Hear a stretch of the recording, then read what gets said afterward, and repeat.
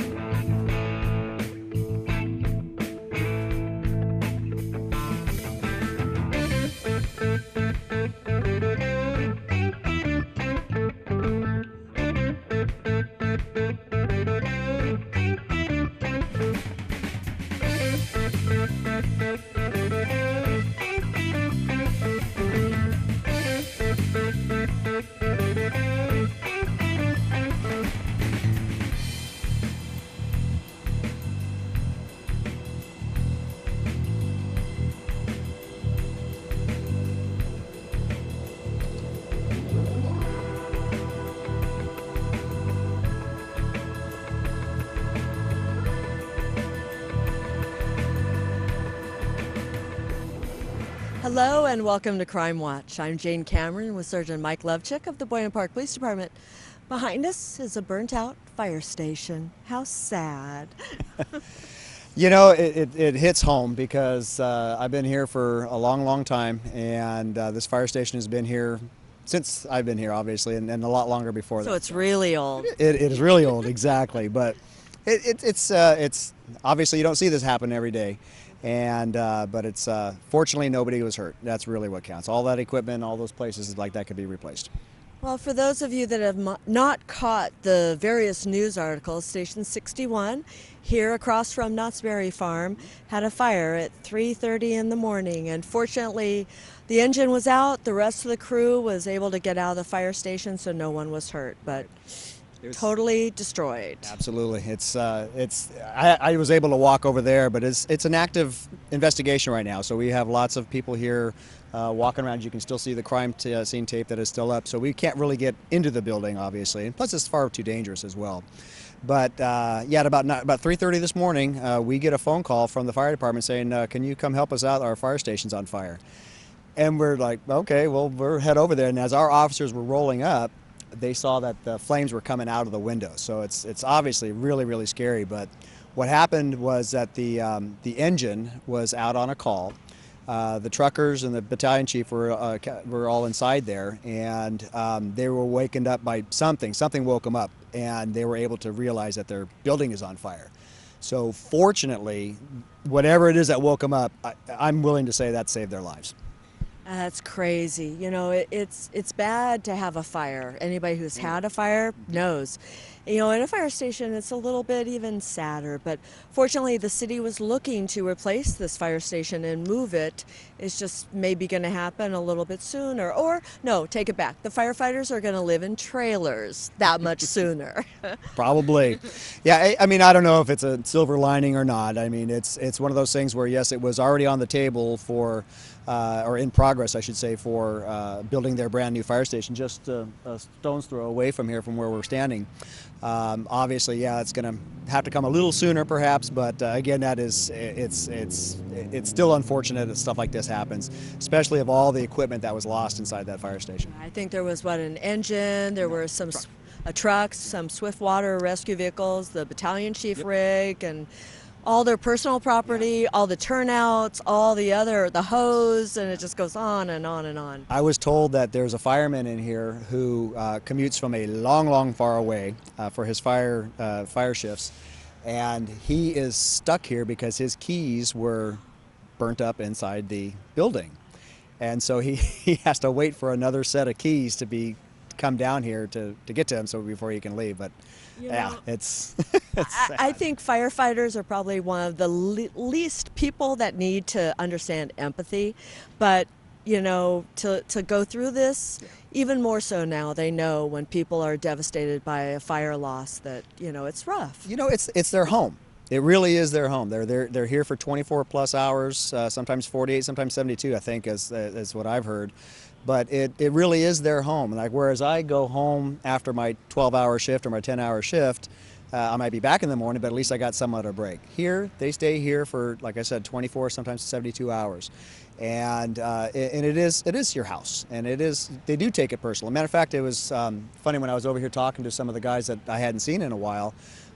We were kind of reminiscing about, like, gosh, remember when we all used to work here, but they're from all over the place. There's guys from Irvine and Tustin. Like I said, I hadn't seen them in a long time, but they all used to have this all used to be their place to live.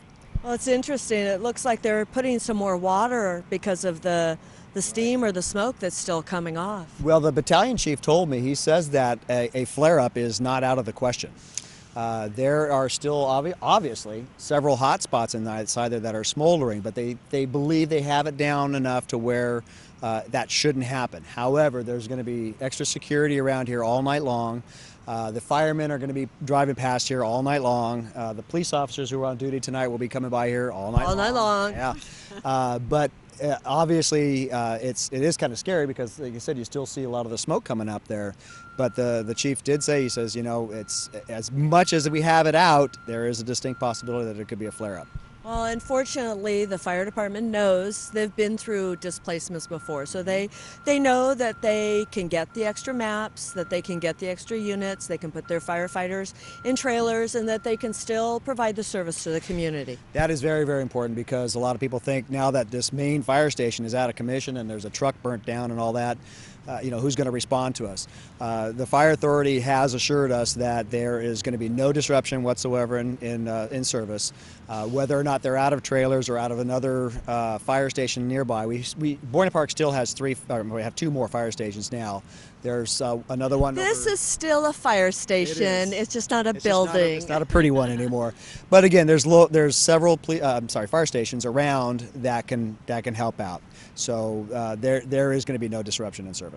I wonder if they got an after the fire program to know what to do. Call the insurance and, call your insurance company, make sure you have your important papers. There's a lot to be done, and like I said, it's only 6 o'clock on the day after or the day of, so there's going to be a lot more stuff going on here. It's going to be a busy place here tomorrow, I can guarantee that. As you can tell, it's raining outside and we melt in the rain. So we're going to be talking about a call that we're heading to. On the screen, it was a 488 to occur. So what does that mean? 488 is the penal code section for a petty theft or a shoplifting. So we're heading over to one of our local department stores, and apparently their loss prevention people are watching these people as they're putting stuff inside their pockets and milling around the store. So what they're doing is they're waiting for them to leave, and so they can make contact with them. Why would a store call the police department before the crime actually happened? Well, it's like I said, it's their job to be able to apprehend these people. If they're watching it as it's going on and there's officers available, we can go out and help them try to apprehend these people as well. But like I said, normally it happens so quick that they'll have them in custody by the time we get there anyway. Loss prevention is pretty big with the stores, isn't it? Yeah, that is, they have to. I mean, it's just, unfortunately, there's a lot of thievery going on amongst these stores, and you got to have somebody to be able to protect the merchandise. And, but again, at the same time, you think about it too, and it's, seems like crooks nowadays are getting a lot more brazen too, as far as, running away or putting up a fight or something like that. So they got to be careful. They really, really got to be careful. Their safety is not, worth the, I'm not sure what this person's, I think with some sort of a cellular phone inside the guy's pocket or something like that. So, it's not worth them getting hurt. So obviously they do what they can do to prevent these type of things, but if it starts going south like that, they need our assistance. And in the meantime, when all these different items get stolen, it just means that the cost for those products goes up for all of us. Yeah, somebody has to pay for that stuff, that's for certain. It's not going to come out of the pocket of the store. No, well, they may have to eat the cost of a lot of stuff like that, but again, like I said, it's just one of those things where, if it's something that we can do, we can help them out as much as possible, we will. But generally, they will take care of their own business until it comes time for us to come down and either give the guy a ticket or take him into custody or whatever it is.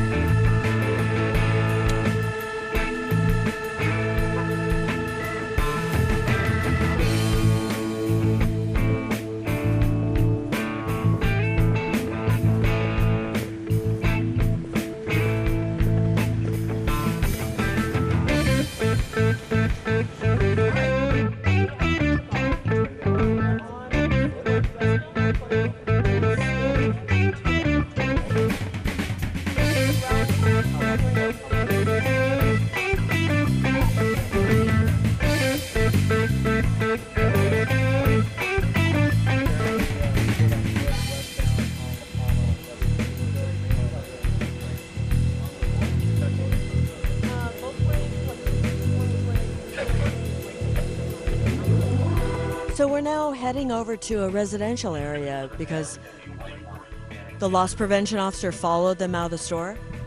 Yeah, the loss prevention guy has. There was two of them, and apparently they split up. We have officers that are detaining the female half of it over on one of the residential streets, and then the other one, apparently the male half, continued going westbound. He might be off of Stanton right now, so we're going to go see if we can kind of maybe head him off at the pass.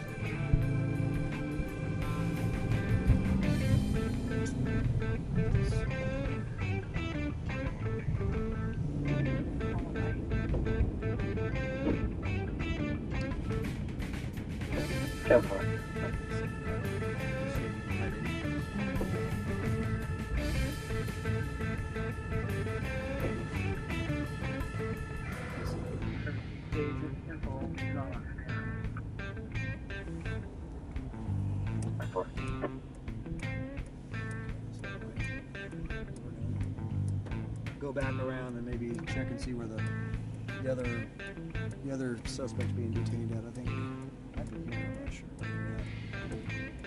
It's dark like this, and it's real easy to hide. So if the guy ducks down and hides behind some bushes, it's going to be pretty hard to find him. We're still looking at, right now a misdemeanor crime of shoplifting. So it's not the crime of the century. But it's still a crime. Obviously, we would do what we can to catch the guy, but at the same time, we got to think of everybody else's safety around here too. Is what we're doing. The male half definitely went eastbound from Columbine, so he will be east of Stanton. Well, but then again, you also don't know if the suspects have a criminal history that leads into more, right? East of Stanton.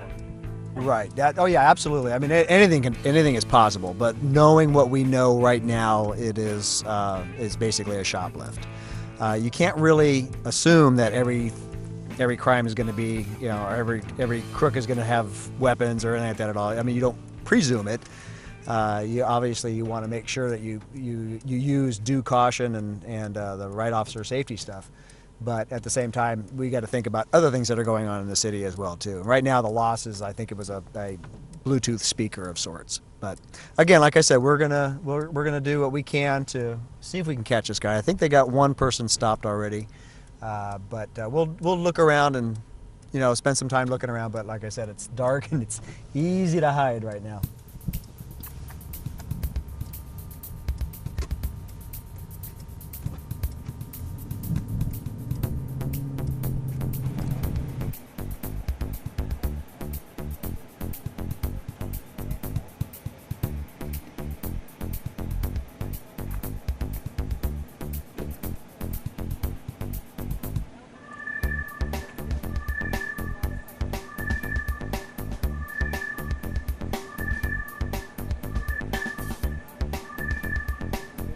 So what's the latest update?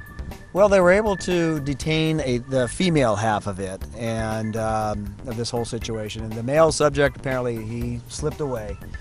Whether or not he continued running or walking away or running away, or he's hiding someplace around here, we can't find him. So what we're going to do is the female is going to be questioned about the situation. I'm not sure if she actually stole anything or not, or if it was her friend that left her to dangle there to get caught by the cops. I don't know. I mean, that's not very manly of him, but anyway, that's what he did. But it sounds like he was the actual thief, and she may have just been along for the ride. So. Isn't there something, there's no honor among thieves? That is very, very true. Unbelievably true. So yeah, anyway, he left her to swing in the wind. So, but anyway, again, like I said, we spent probably about a good 10, 15, 20 minutes. Matter of fact, you may have saw Officer Tomsick and I walking up and down the street where we thought he was last seen at. We poked into cars, or poked into bushes and stuff like that. And matter of fact, some homeowners came out, and so we told them what was going on. A lot of times you'll hear things going on. There's cops outside and everything going on. People like to be to know what's going on. Sometimes there's times where we can't tell them what's going on because it might be kind of an emergency situation. But in this particular situation, we were able to explain to them that, yeah, there was a shoplifter over at Kohl's that ran over this way, and they were all appreciative of what we're doing. They said, hey, go look anywhere you want, that's fine. And obviously, the big thing about that too is that if they hear something going on, like rustling in their backyards, we always say call 911, let us know, because then our dispatchers can pinpoint where they're at and guide in officers. And we've caught people like that more often than not, where someone will hear something going on and they may or may not know what's going on, but they'll hear somebody in their backyard and they'll say, okay, well, obviously something's not right here. So they'll get on the phone and call 911, and they'll say that they're at 1234 Main Street, and we can go right over to that backyard and usually, like I said, find that guy hiding in the backyard. Well, and you mentioned there are a lot of officers here, and it's just a 488, but there haven't been any calls coming out, so it doesn't hurt to make a little bit of effort to look for this person. There's not any calls holding that are more important. Absolutely. What that does is that shows that how we prioritize our calls. If there was more urgent calls pending, then we would be spending this much time here. But again, we're not going to ignore the crime. You know what I'm saying? We're gonna respond to calls for service as we can, and obviously we prioritize them down to exactly what happened. Did the guy just steal a Bluetooth cell phone, or did he rob somebody at gunpoint? Now, if that was the case, obviously we'd be still around here. We'd have perimeters set up. We'd probably call in for a helicopter and stuff like that. So, but on a smaller, I hate to even discount it, but it's a smaller crime, I guess. We have to kind of scale back and use the resources that we have. So going back to the fire station, it's surreal to see a fire station burnt. It's weird. It's very eerie because, again, you don't expect a fire station to burn down. But, and obviously in this case it did happen. And again, like I said, as far as the services are concerned, it's not going to the services are not going to be disrupted. We want to make sure that the citizens of Buena Park understand that that is not the case. But again, it's one of those things where, kind of like when we got our new police station. Well, we had a police station for over 50 years, so it was kind of home away from home. But to lose a landmark like this, a place that's been around for 50 years, before you're ready to let it go. Yeah, before we were obviously, there's probably a lot of guys who are looking forward to walking through the one last time before they get their brand new fire station over here, and now obviously that's not going to happen. If you have any questions about tonight's show, you can call the Buena Park Police Department at 562-3901. Check us out on the internet at bppd.com, or follow the Buena Park Police Department on Facebook or Twitter. With Sergeant Mike Lovchick of the Buena Park Police Department, I'm Jane Cameron. Thanks for watching.